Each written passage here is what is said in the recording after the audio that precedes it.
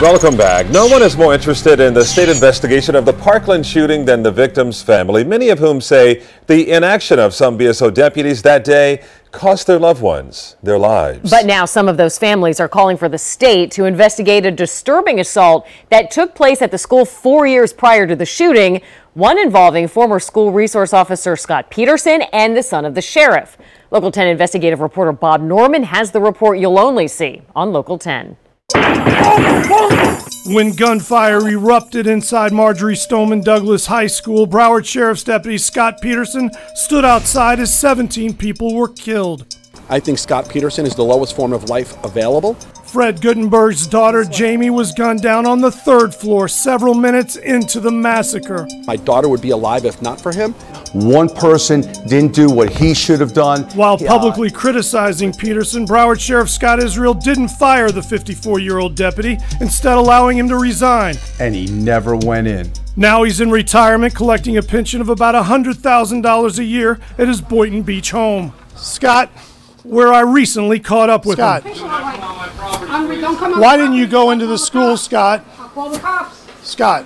Get out! It's the first time Peterson has faced the media since the shooting. Now a recently surfaced report has victims' families calling for renewed investigation.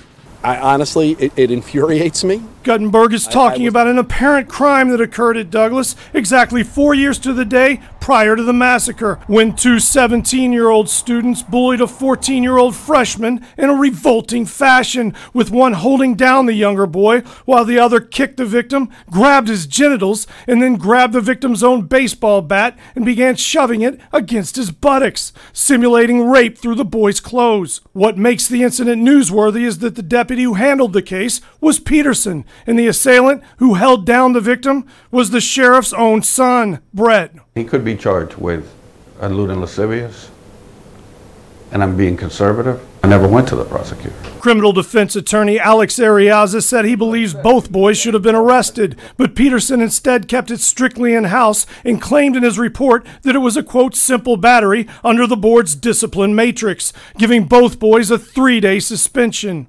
What is that? Is that like an alternative universe law? That what happens because you're in the school, you don't have to obey regular laws?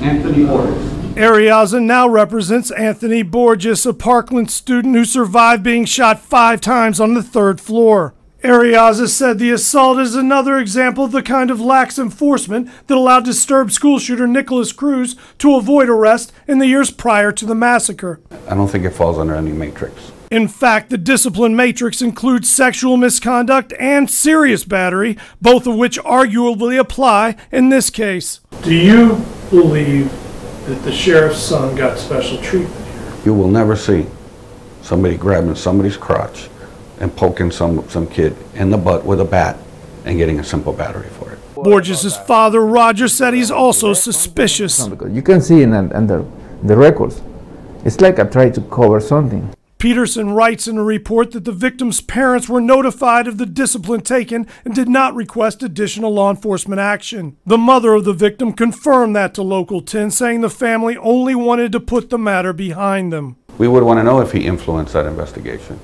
or if Peterson did it for, if there was discussions about it with the sheriff. Borges and Guttenberg both said the FDLE, which is investigating BSO's response to the shooting, should get to the bottom of this case.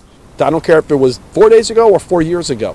If people didn't do their job and they failed in their responsibilities, it should be investigated.